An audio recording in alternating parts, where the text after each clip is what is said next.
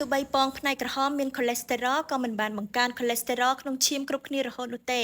អ្វីដែលសំខាន់គឺការញ៉ាំឲ្យមានតុល្យភាពនិងសមល្មម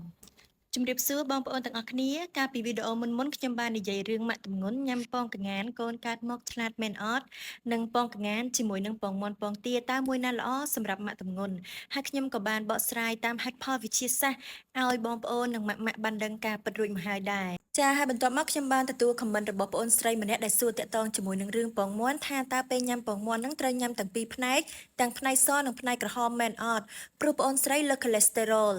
ថ្ងៃនេះខ្ញុំសូមឆ្លើយនៅសំណួររបស់បងអូនស្រីថាការពិតទៅពងគ្រប់ផ្នែកគឺជាអាហារដែលមានគុណតម្លៃគ្រប់ជាពិសេសពងផ្នែកក្រហមដែលសម្បូរទៅដោយខូលីនជួយក្នុងការអភិវឌ្ឍខួរក្បាលរបស់កូនក្នុងផ្ទៃនិងវីតាមីនច្រើនប្រភេទដែលពងផ្នែកសមិនមានឡើយតែនៅក្នុងករណីដែលបងអូនស្រីមានកម្រិតខូលេស្តេរ៉ុលខ្ពស់ស្រាប់ហើយ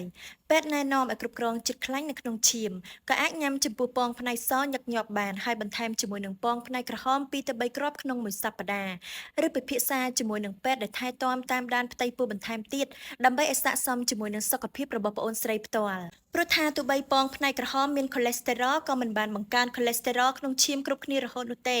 អ្វីដែលសំខាន់គឺការញ៉ាំឲ្យមានតុល្យភាពនិងសមល្មមចាំម៉ាក់វិញពេលទម្ងន់តែញ៉ាំទាំងពងផ្នែកសនិងផ្នែកក្រហមមែនអត់បើសិនជាមានចម្ងល់អ្វីបន្ថែមអាចខមមិននៅខាងក្រោមវីដេអូនេះបានណាបើសិនជាបងប្អូនឬម៉ាក់គិតថាវីដេអូនេះមានប្រយោជន៍សូមកុំភ្លេចចុច Subscribe ឬ Follow អូនបានរក្សាផងណាសូមអរគុណជួបគ្នានៅវីដេអូក្រោយជាមួយនឹងប្រធានបទថ្មីៗបន្តទៀត